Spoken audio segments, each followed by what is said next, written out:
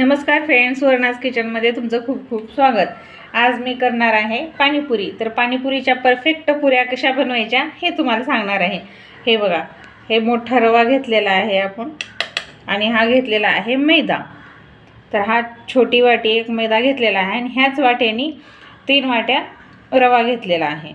तर हे मैदा घेऊया आपण छोटी वाटी आणि ह्याच वाटीने 3 वाट्या रवा घेतलेला आहे मी। हे पहा, आता हे मैदा आणि रवा मिक्स करून घ्यायचे आणि याच्यामध्ये टाकायचं आहे आपल्याला गरम पाणी। हे मिक्स करून आता गरम पाणी टाकून घेऊया, बाकीचं काही एक टाकायची गरज नाही। हे पहा, पाणी गरम केलेलं आहे। पाणीपुरी कुणाला आवडत नाही अशी गोष्टच नाही आहे। हे बघा, असं मस्त चमच्याने मिक्स करून घेऊया, कारण खूप गरम पाणी आहे हे। आता हे चमच्याने छान मिक्स केलेलं आहे। आता हे असंच भिजू द्यायचं आहे आपल्याला।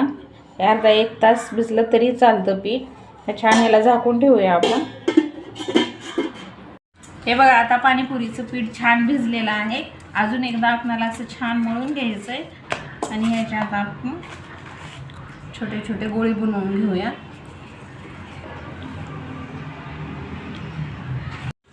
हे बघा, अशा प्रकारे आपण छोट्या छोट्या पुऱ्या लाटून घेऊया।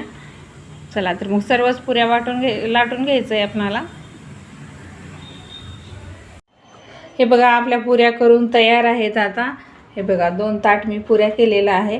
आता हे तळून घ्यायचं आहे आपल्याला। गॅसवरती ठेवले मी तेल गरम करायला, अजून गरम झालेलं नाही तेल गरम झालेलं आहे। आता आपण हे पुऱ्या तळून घेऊया आपण छान। हे बघा, मस्त लगेच जळते आता। हे बघा, किती छान फुगतात। असं थोडंसं तेल टाकून फुगवायचं सर्व पुऱ्या। आता अशा प्रकारे आपण तळून घेऊया। हे बघा, सर्वच पुऱ्या किती छान फुगतात। असं वरती तेल टाकून मस्त लालसर होईपर्यंत तळायचं आहे पुऱ्या, म्हणजे मस्त कडक होते।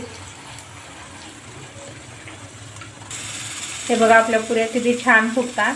अशा प्रकारे आपण सर्वच पुऱ्या तळून घेऊया। आता मस्त असा कलर येईपर्यंत तळायचं आहे, तेव्हाच मस्त कुरकुरीत होतील।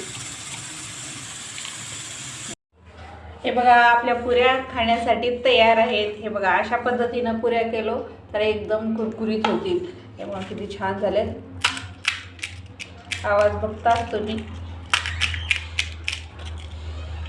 तर पाणीपुरीच्या पुऱ्या करण्याचा व्हिडिओ कसा वाटला हे कमेंटमध्ये सांगा। फेसबुक पेजला फॉलो करा, लाईक करा, शेअर करा आणि कमेंटमध्ये नक्की सांगा।